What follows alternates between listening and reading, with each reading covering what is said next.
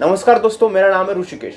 दोस्तों, फिलहाल Indian smartphone market के अंदर बहुत ही ज़्यादा कंट्रोवर्सी चल रही है चाइनीज स्मार्टफोन कंपनीज के बारे में, जैसे कि Xiaomi, one plus, Realme, Vivo, Oppo. ये 5 बड़ी कंपनीज दोस्तों ऐसी है जिन्होंने इंडियन स्मार्टफोन मार्केट को बहुत ही ज़्यादा कैप्चर किया हुआ है। लेकिन क्या जो भी हम ये फ़ोन खरीदते हैं, जब भी हम शाओमी का फ़ोन खरीदते हैं, रियलमी का फ़ोन खरीदते हैं, तो उन फ़ोन के ऊपर लिखा होता है कि मेड इन इंडिया की वहाँ पे एक ब्रांडिंग होती है। मतलब कि वो जो कह रहे हैं कि जो फ़ोन है वो इंडिया में बन रहे हैं।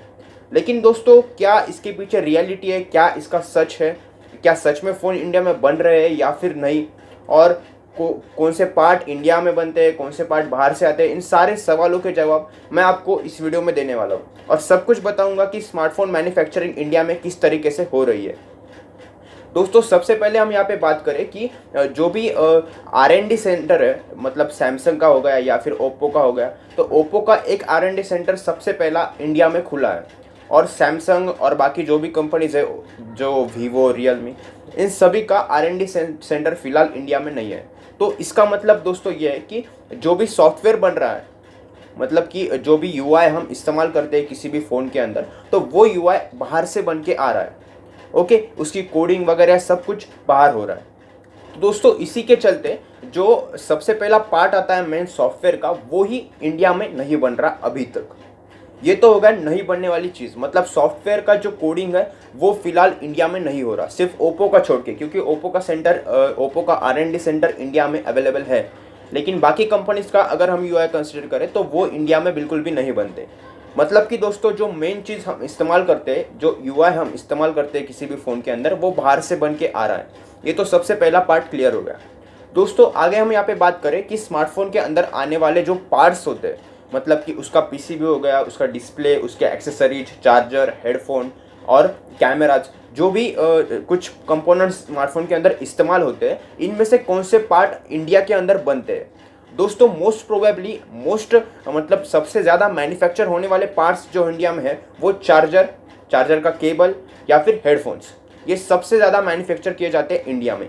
लेकिन दोस्तों, यहाँ पे सैमसंग ने जो PCB है, मतलब प्रिंटेड सर्किट बोर्ड, जो मदरबोर्ड होता है अपने स्मार्टफोन का, उसको मैन्युफैक्चर करना इंडिया में स्टार्ट कर दिया है। मतलब कि दोस्तों, एक मेन पार्ट होता है PCB, क्योंकि किसी भी फ़ोन के लिए PCB बहुत ही ज़रूरी और यूज़फुल और कॉस्टली कंपोनेंट होता है। तो वो कंपोनेंट स्मार्टफोन का वो कंपोनेंट इंडिया में सैमसंग मैन्युफैक्चर कर रही है। तो ये बहुत ही अच्छी बात है। और दोस्तों, मैं आपको बता देना चाहता हूँ कि वर्ल्ड्स लार्जेस्ट मैन्युफैक्चरिंग यूनिट है सैमसंग का इंडिया में। तो ये तो बात हो गया दोस्तों क्लियर। और जो भी कुछ मैन्युफैक्चरिंग आप हम देखते हैं उस बॉक्स के ऊपर मेड इन इंडिया, तो आपको ये समझना चाहिए कि वो असल में पूरी तरीके से इंडिया में बन रहे हैं या फिर इंडिया में आके असेंबल हो रहे हैं। दोस्तों, मोस्ट ऑफ द कंपनीज, मतलब कि वन प्लस, शाओमी या फिर ओप्पो, वीवो हो गया, तो ये बहुत सारे पार्ट्स बाहर से इंपोर्ट करते हैं। जैसे कि मैंने आपको पहले ही बता दिया कि जो अंदर का जो प्रोसेसर होता है वो भी फिलहाल इंडिया में इतनी बड़ी स्केल पर नहीं बनता, क्योंकि उसके लिए बहुत ही ज़्यादा इन्वेस्टमेंट चाहिए होती है।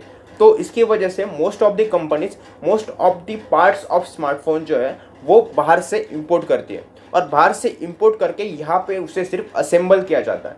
तो दोस्तों, जब भी आप किसी बॉक्स के ऊपर पढ़ते हो कि made in India, manufacture in India, तो नो डाउट कुछ पार्ट्स उस फ़ोन के इंडिया के अंदर बने होते हैं, लेकिन वो पूरा फ़ोन इंडिया में नहीं बना होता है, क्योंकि सॉफ्टवेयर का मैंने आपको पहले ही बता दिया कि सॉफ्टवेयर तो बाहर से बन के आता है। और जो कुछ मेन कंपोनेंट्स होते हैं, जैसे कि प्रोसेसर हो गया या फिर कैमरा सेंसर हो गया, तो ये ज़्यादातर कंपोनेंट्स बाहर से इंपोर्ट किए जाते हैं। और सैमसंग कुछ कंपोनेंट्स, इंपॉर्टेंट कंपोनेंट्स, जैसे कि मदरबोर्ड जो है, वो इंडिया में फ़िलहाल बना रहा है, लेकिन इतनी बड़ी स्केल पे नहीं। जो कि बाकी कंपनीज भी अगर बनाए इंडिया में वो उनके पार्ट्स, जो इंपॉर्टेंट कंपोनेंट्स होते हैं स्मार्टफोन के, तो ज़्यादा बेनिफिशियल होगा। लेकिन सैमसंग के कुछ फ़ोन्स, जैसे कि M31, M21 और कुछ पुराने फ़ोन्स भी, ये सब इंडिया में मैन्युफैक्चर हो रहे हैं।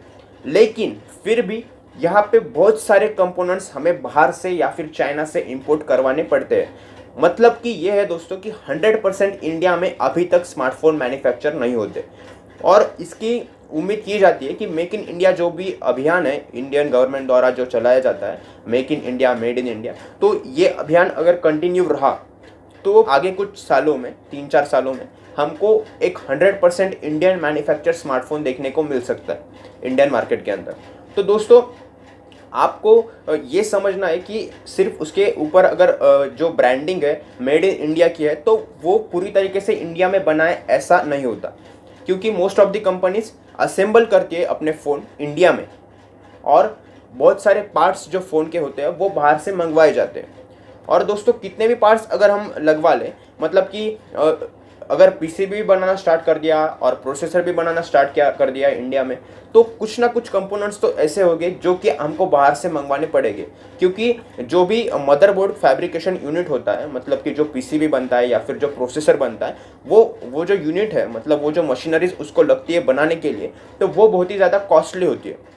उसकी कीमत बिलियंस ऑफ डॉलर्स होती है और इतनी बिलियंस ऑफ डॉलर्स की इन्वेस्टमेंट इंडिया में फ़िलहाल तो जो कंपनीज़ है बड़ी बड़ी वो नहीं कर रही है। सैमसंग ने हालांकि करके रखा है, लेकिन बाकी कंपनीज अभी इसके अंदर नहीं आ रही है। तो दोस्तों अगर गवर्नमेंट का सपोर्ट रहा कंपनीज को तो शायद इंडिया में आगे 2-4 साल में और भी ज़्यादा बड़े स्केल पे पीसीबीज मैन्युफैक्चर होंगे और प्रोसेसर भी होंगे और कुछ कैमरा लेंसेज भी यहाँ पे बनाए जाएंगे। तो दोस्तों ये था पूरा सिनेरियो।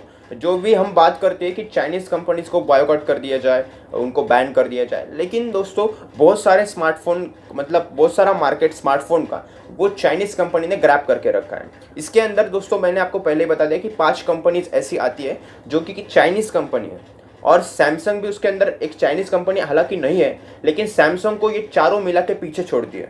तो दोस्तों ऐसा सिनेरियो है पूरे चाइनीज़ कंपनीज का और इंडिया में स्मार्टफोन मैन्युफैक्चरिंग करने का। और 3-4 सालों में हमें नो डाउट एक 100% इंडियन मैन्युफैक्चर स्मार्टफोन देखने को मिल सकता है। इसकी कोई मतलब ये नहीं है, क्योंकि ये इम्पॉसिबल थिंग नहीं है दोस्तों, सिर्फ गवर्नमेंट का थोड़ा बहुत सपोर्ट चाहिए इस मिशन को, तो ये पॉसिबल हो सकता है आने वाले कुछ सालों में। तो दोस्तों क्या करंट सिनेरियो है इंडियन मैन्युफैक्चर स्मार्टफोन का और स्मार्टफोन इंडिया में बन रहे हैं या फिर नहीं, ये सब कुछ मैंने आपको इस वीडियो में बता दिया है। उम्मीद है दोस्तों आपको ये वीडियो पसंद आया होगा। अगर वीडियो आपको पसंद आया तो चैनल को सब्सक्राइब करना बिल्कुल भी मत भूलिएगा और बेल आइकन को भी दबा दीजिएगा, ताकि जब भी मैं वीडियो अपलोड करूँ तो आपको सबसे पहले उसका नोटिफिकेशन आ जाए। और अगर आपका कोई सुझाव हो तो मुझे नीचे कमेंट बॉक्स में बताइएगा और वीडियो को लाइक करना बिल्कुल भी मत भूलिएगा। तो मिलते हैं आपसे अगले वीडियो में। Thanks for watching.